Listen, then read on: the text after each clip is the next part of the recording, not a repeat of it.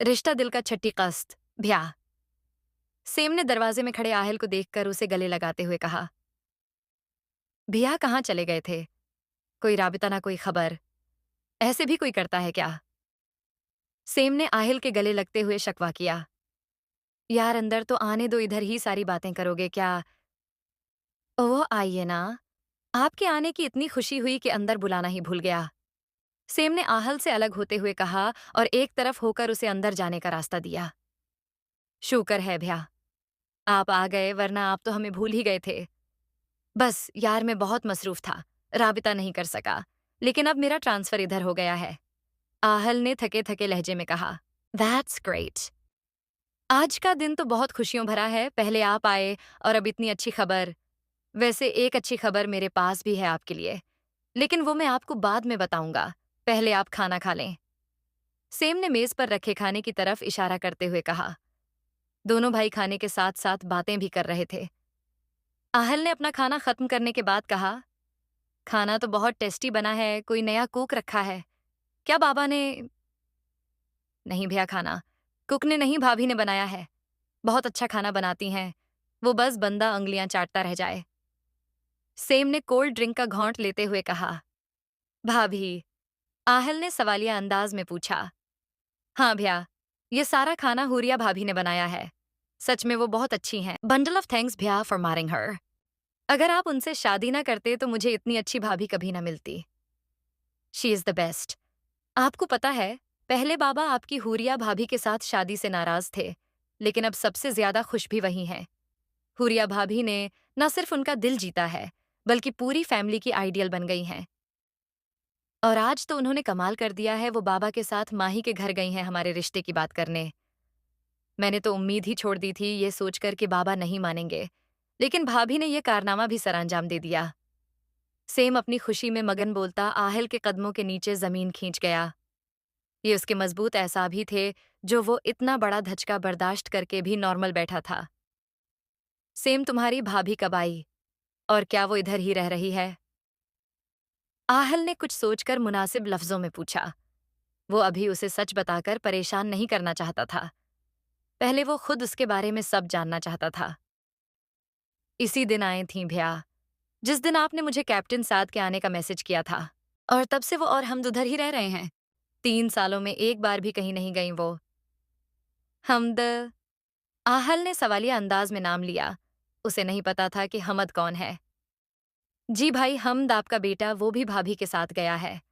बहुत शरारती है, सारा दिन बहुत तंग करता है भाभी को। बिल्कुल आपकी कार्बन कॉपी है। सेम के लहजे में हमद के लिए मोहब्बत झलक रही थी। आहल को अपने सिर में शदीद दर्द महसूस हुआ। सेम की बातों से उसका दिमाग घूम गया था।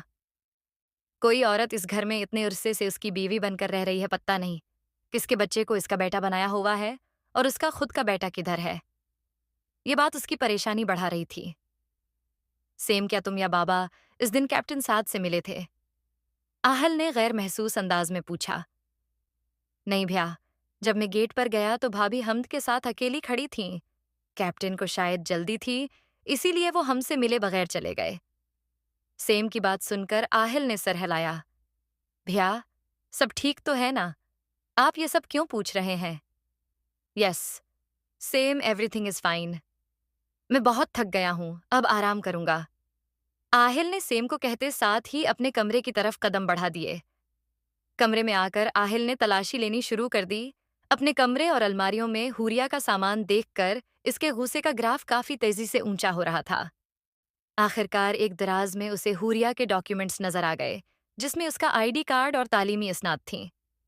आहल ने उसका आईडी कार्ड लिया, उसकी पिक बनाने के बाद डॉक्यूमेंट्स को वापस इनकी जगह पर रखा और मोबाइल पर अपने एक माथत का नंबर डायल करने लगा। काशिफ, मैं तुम्हें अभी एक पिक सेंड करता हूँ। मुझे फौरन इसके बारे में सारी इन्फॉर्मेशन चाहिए। जल्द अज जल्द। पिक में लिखे एड्रेस पर जाओ और वहां मौजूद लोगों से इस लड़की के बारे में मालूमात हासिल करो। मुझे अभी के अभी सारी मालूमात चाहिए, आधे घंटे के अंदर। फोन पर हदायत देने के बाद आहल ने कमरे में देखना शुरू कर दिया, कहीं कोई खफिया कैमरा या डिवाइस मिल जाए, लेकिन उसे कहीं कुछ भी नजर नहीं आया। थक कर बेड पर बैठते हुए कहने लगा, बहुत गलत शख्स को धोखा देने की कोशिश की है। बस एक बार मुझे तुम्हारे बारे में सारी इन्फॉर्मेशन मिल जाए, फिर तुम्हारा वो हाल करूंगा कि तुम हमेशा याद रखोगी। आहल बेचैनी से कमरे में टहल रहा था। तभी एक ख्याल के आते ही उसने मोबाइल पर कॉल मिलाई और दूसरी तरफ से कॉल रिसीव होते ही कहने लगा, मेजर आहिल रेजा स्पीकिंग। कैप्टन साद, मुझे डिटेल में बताइए कि आपने मेरे घर जाकर मेरा बेटा किसे दिया था। आहल के लहजे में मखसूस संजीदगी दराई थी।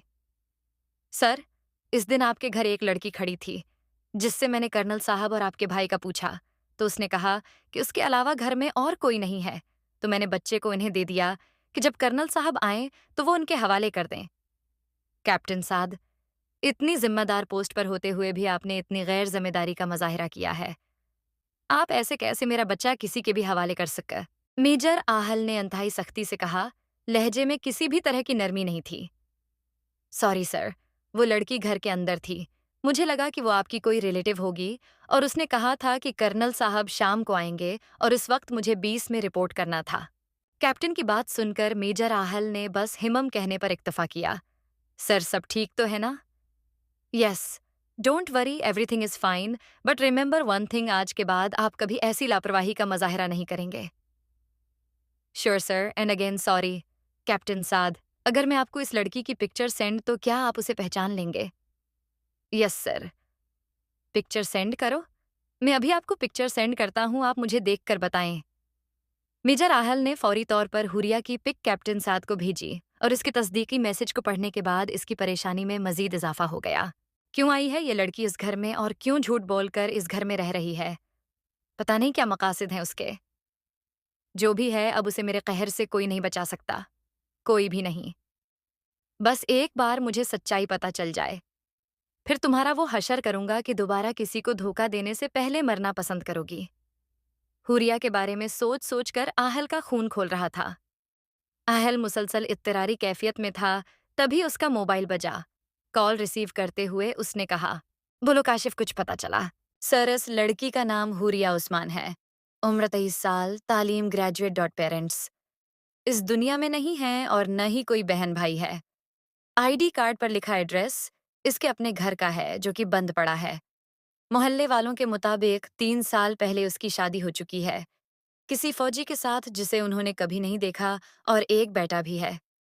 कभी कभार 2-3 महीनों के बाद वो लड़की थोड़ी देर के लिए अपने ससुर या देवर के साथ आती है और घर की साफ सफाई करवाकर चली जाती है। सर, अभी तक बस इतनी मालूमात मिली हैं। इसके अलावा इस लड़की का एक सौतीला चचा था, जो कि जुआ खेलते हुए लड़ाई के दौरान मारा गया है। इसके अलावा लड़की की प्रोफाइल बिल्कुल क्लियर है और मोहल्ले वालों के मुताबिक लड़की अच्छे किरदार और शहरत की हामिल है। सिर मैं कोशिश करता हूँ, अगर कहीं से उसके शौहर का एड्रेस मिल जाए तो। नहीं, बस इतनी इन्फॉर्मेशन काफ़ी है, अगर मज़ीद ज़रूरत पड़ी तो I will inform you. Aahil ने अपने माथत की बात काटते हुए कहा और फ़ोन बंद कर दिया। कुछ खास मालूमात न मिलने पर आहिल की परेशानी मज़ीद बढ़ गई। अब तो मैं सारी सच्चाई तुम्हारे मुंह से उगलवाऊंगा, बस एक बार घर आ जाओ। आहिल ने जहरखंद लहजे में कहा। अब उसे इंतजार था तो बस हुरिया के आने का। रात के 8:30 बजे कर्नल साहब और हुरिया की वापसी हुई थी। कर्नल साहब गाड़ी से निकलकर ड्राइवर से कुछ बात करने लग गए और हुरिया सोए हुए हमद को उठाकर जैसे ही हाल में दाखिल हुई, नजर सामने बैठे सेम पर पड़ी, जो इसी का इंतजार कर रहा था। इंतजार तो कोई और भी बहुत बेसब्री से कर रहा था, लेकिन हुरिया को अभी इस तूफान की खबर नहीं थी। भाभी, आपने इतनी देर कर दी आने में। मैं इतनी देर से इंतजार कर रहा हूँ। अच्छा, जल्दी बताएं क्या हुआ? खाला ने क्या कहा? और माँ ही वो। सब्र लड़के सब्र, जरा ब्रेक पर पाँव रखो, सब बताती हूँ। हुरिया ने सेम की बात काटकर मुस्कुराते हुए कहा। भाभी, बताएं भी। तोबा, क्या जमाना आ गया है शादी को लेकर, इतना डेस्परेट बंदा मैंने आज तक नहीं देखा। अभी से ये हाल है, कल को पता नहीं क्या करोगे। हुरिया ने सेम की बेकरारी पर चोट की। भाभी, सेम ने चीढ़ते हुए कहा। अच्छा ठीक है, बताती हूँ। सब कुछ वैसा हुआ है जैसे मेरा भाई चाहता है। तुम हो ही इतने अच्छे कि किसी भी लड़की के लिए तुम्हारा साथ इसकी सबसे बड़ी खुशकिस्मती होगी। खाला ने कहा कि इन्हें कोई एतराज नहीं है। माही का हाल भी कुछ तुम्हारे जैसा ही लग रहा था मुझे। तुम्हारी बात पक्की कर दी गई है, उसी संडे को तुम्हारी एंगेजमेंट होगी। बाकी जो पूछना है कल पूछ लेना, अभी अपने कमरे में जाओ। मैं भी जाकर हमद को सुलाती हूँ। थक गई हूँ उसे उठाकर। हुरिया ने मुस्कुराते हुए कहा, जाइए जाइए, रूम में एक सरप्राइज आपका इंतजार कर रहा है। सब पूछूंगा आपसे कि सरप्राइज कैसा लगा। सेम ने जाती हुई हुरिया से कहा। पागल है। पूरा हुरिया सेम की बातों पर मुस्कुराते हुए कमरे की तरफ बढ़ी और बगैर किसी तरफ देखे हमद को बेड पर लिटाया। अपनी आदत के मुताबिक इसके सर पर प्यार किया और कंबल दरस्त करने के बाद अपने कानों से झमके उतारने लगी और साथ साथ सेम के गिफ्ट को ढूंढने के लिए कमरे में इधर उधर नजरें दौड़ाने लगी। तभी उसे कमरे में किसी और की मौजूदगी का एहसास हुआ। जैसे ही उसने सोफे पर शान से विराजमान खुबरों से आहिल को देखा, जो उसे ही देख रहा था बल्कि घूर रहा था, इसकी सांस सीने में ही कहीं अटक गई और हाथों से छोड़कर झमके नीचे गिर गए। वो लम्हा आ गया था जिसके लिए लाख चाहने के बावजूद भी हुरिया खुद को तैयार नहीं कर सकी थी। हुरिया अक्सर आहिल के आने का सोचती थी, लेकिन इसके आने पर वो क्या करेगी या उसको सच्चाई कैसे बताएगी, ये उसने कभी नहीं सोचा था। वो ये सब कभी सोच ही नहीं सकती थी। इसकी सोचें तो आहल के आने पर ही खत्म हो जाती थीं। हुरिया को खुद की तरफ मुतावजा पाकर आहल अपनी जगह पर से उठा और सख्त तेवर लिए हुरिया की तरफ बढ़ने लगा।